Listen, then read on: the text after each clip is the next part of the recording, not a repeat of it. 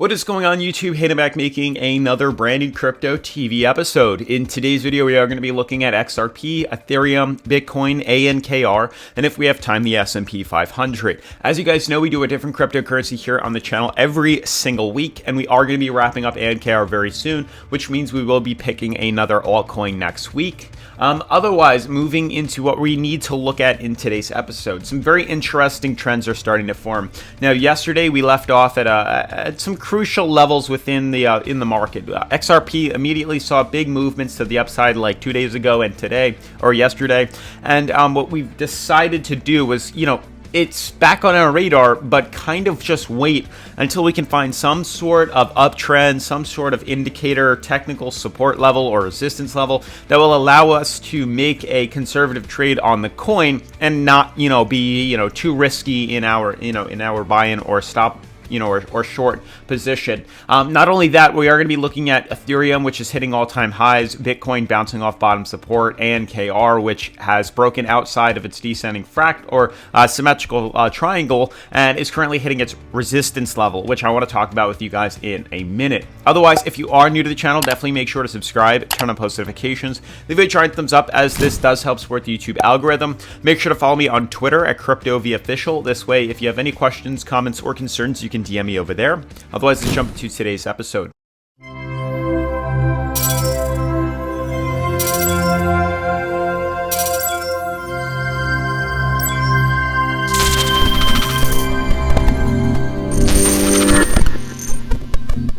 Alright guys, now before we dive into the video, remember we are still doing the ProKey hardware wallet giveaway. All you have to do to enter this, we will be picking a winner this weekend, but all you have to do to enter is comment down below ProKey, P-R-O-K-E-Y, and make sure you have subscribed and included it in the comment. So all you have to do is comment subscribed ProKey or ProKey subscribed, and make sure you have click that subscribe button because I am going to be checking, and if you haven't subscribed, you're not going to be able to get one of these wallets. But we've done 2 giveaways in the past. This is going to be the third one, and then we might find another sort of hardware wallet to do for a giveaway, which will be pretty cool. But definitely make sure to take advantage of that. Go click the subscribe button and comment the ProKey down below. This way you're entered to receive one of these bad boys in the mail. Otherwise, moving on into today's episode, as you guys can see, yesterday we left off at a very interesting level. Basically, we're starting to see the bottom support level come back up the price and retest the moving average on some of these cryptocurrencies that I would like to show you guys. Where is it? On Bitcoin, I believe, on the 4-hour. You can kind of see where we're hitting resistance right now. So I just want to flash through some of these cryptos in a second. You can see current coin market cap, the top 10 cryptos. Everything is in pretty much consolidation. We're up barely anything, 0.79. You can see Bitcoin's not doing anything. Ethereum's up 3, XRP's up 2.7, but everything is really just, free floating, trading sideways, not seeing much movements at all. Doge is down 3% at 30 cents, which is still absolutely insane, but we are now just in this consolidation phase. Now, I do want to just look at these cryptocurrencies. I'm going to flash through them here on the screen. We have XRP, Ethereum, Bitcoin, and KR, and then the S&P 500. And really what I want to do in today's episode is kind of give you guys my thought process into looking at these cryptocurrencies. Maybe you guys are viewing them in a different way than I am. Maybe you're not seeing it exactly how I'm seeing it, which is great, and that's why I like to make these videos. And obviously, if at any point you see some of these cryptocurrencies in a different way that I'm explaining today, please feel free to either email me, text me, DM me, go on Twitter, go on my Instagram, and send me a photo or a video of your charting so I can, compare it. And if we see something similar or different that I missed, I will be putting it here on the channel in the following episode to compare and go over that with you. That's the real reason why I started this channel, and that's what I want to continue to do. Now, what I'm seeing on XRP is, the consolidation. So yesterday what we saw and what we talked about was there was a clear resistance channel forming on these major cryptos. We discussed here that there was a bottom support at $1.27 and a resistance capped at $1.41. So within the sideways trading, you can see the bubble and the resistance that we're pretty much facing. The consolidation that was constantly moving us would eventually hit some sort of resistance level about $1.45 of this consolidation over and over again. So you can see we're kind of back in that pattern. What we've been waiting for is some sort of uptrend that would allow us to kind of pop to the upside. That's really what we're looking for. Now, obviously, we're not seeing it just yet. It's too early. We're looking at the 4-hour. There's not enough support level. But really, what I'm looking at is this. This is now starting to form. Now, it's not that accurate. Granted, we are looking at this on the 4-hour, and there's really not that much, price movement to really confirm this. If we saw some sort of major move like this right here, this was an easy descending fractal we were able to draw. But notice this is not accurate at all. So we just are kind of using it with a grain of salt on the 4-hour to kind of base our position.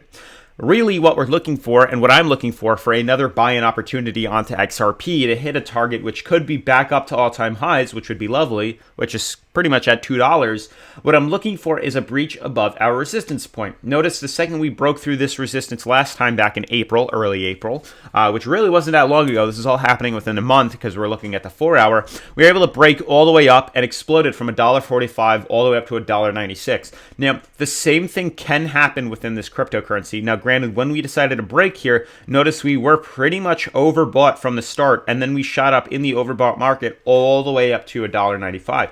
Now, notice right now we're slightly lower than back here on the relative strength indicator. We're trading at about 58 instead of at 70 or 71. So there should be a lot more potential for us to swing up. But 4-hour charts, really what I'm looking for is a closure. I need a 4-hour candle to close above this support level, and then I'll be buying in, anticipating a rally to the upside. But mainly it's this right here that's acting as resistance, which you can see was a problem before, which allowed us to reverse downwards, but we're slowly coming back up to battle this out. On the 4-hour charts, this does look like a pretty, supportive uptrend. Obviously, it can break through here and correct lower again and pull us back down to $1.35. This can all happen, but it's really just waiting for that appropriate buy-in opportunity, which I'm doing, which would be if prices decide to break above about $1, I'd say $1.40, $1.46. If we can close a 4-hour candle above $1.46, it'd be enough of a conservative buying opportunity for me to be putting money back into this market. But until then, it's mainly just consolidation. As we know, there's really no significant money. It's mainly just high risk, and it gets boring trading within a market that's literally going to float between $1.43 and $1.28. This even $1.44 and $1.34, 10-cent movements, and we're just trading sideways, can become very tedious, boring, and not to mention just not fun to trade around in crypto space. So when we see this sideways consolidation, yeah, it's going to get boring. It's going to get, you're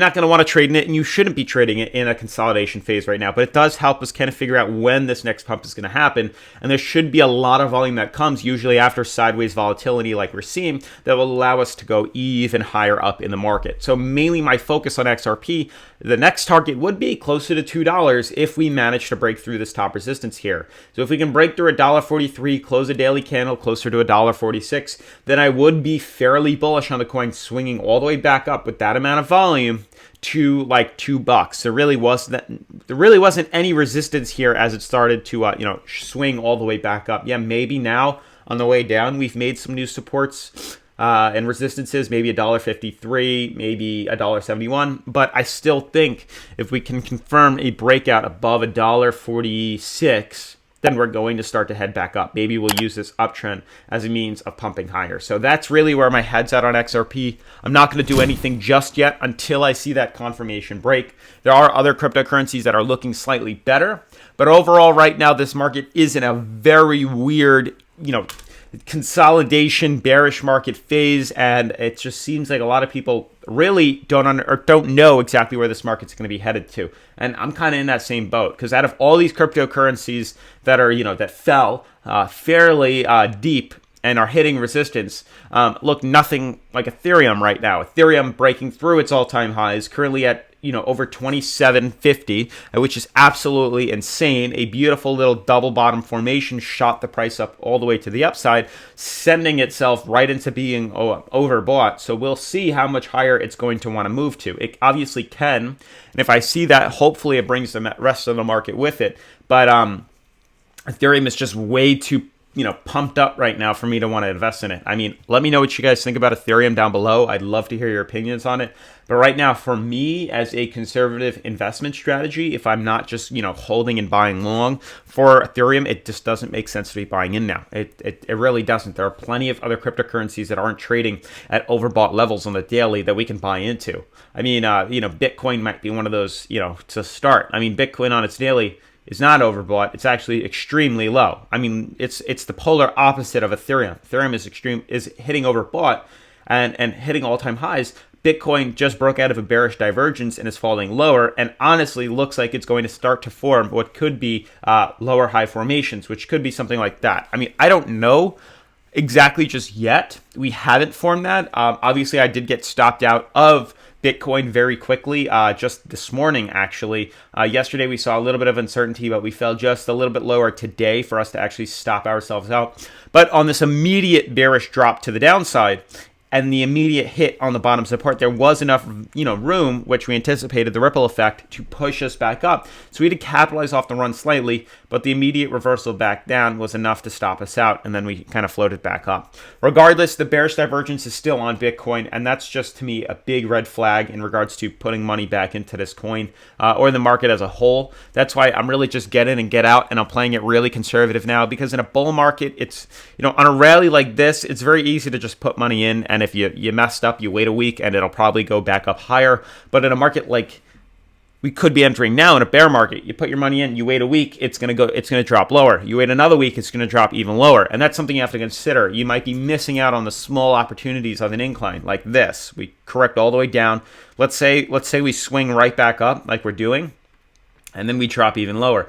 Let's say you miss out on shorting, or let's say you miss out on buying in long right here, and you think, oh, it'll go up a little bit higher. No, it's going to just continuously correcting back down lower. So that's why I'm a little more conservative in regards on this market and moving forward in most of these cryptocurrencies because of the massive bearish divergence that formed on Bitcoin. I mean, feel free to let me know, guys, if you agree with this bearish divergence. The fact that we did see this massive bullish run while we saw straight exhaustion and lower high formations on the relative strength indicator.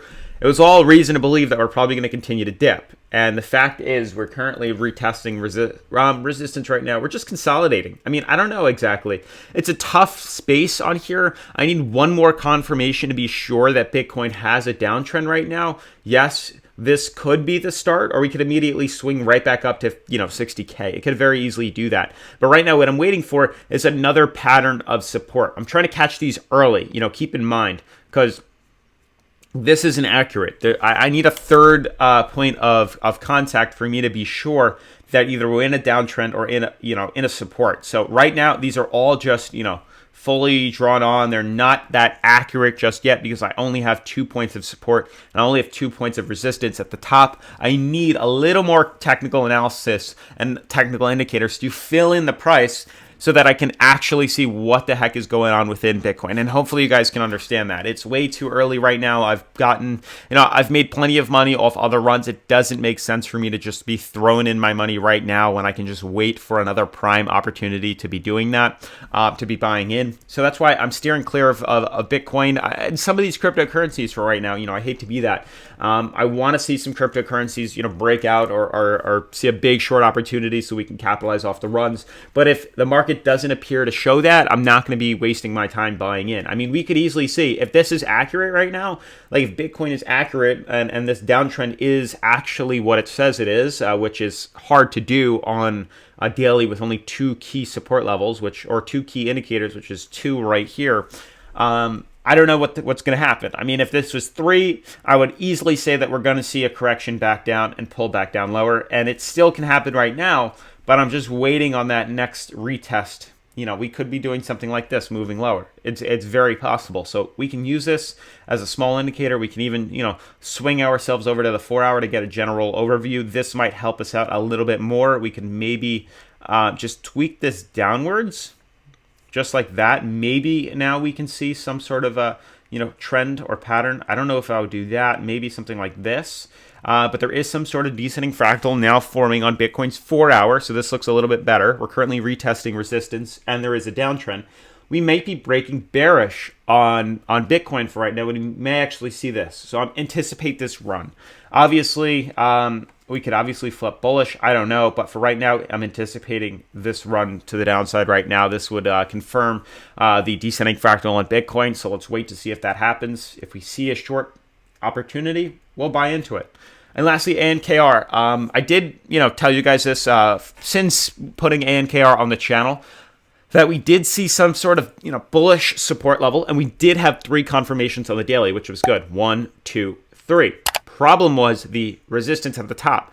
This downtrend right here only had 2 confirmations, 1, 2, which is weak. We can't use it as a clear support level or resistance level. So we needed to wait for consolidation. If we had pinged off this and fell lower, I'd say, yes, this is confirmed as a bearish resistance.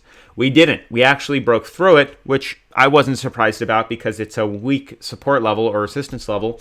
We actually hit the resistance here, which actually has a strong resistance. Granted, we hit it here and pretty much had problems in that zone before, back in end of March. So that is its actual resistance. So could I swing this up here?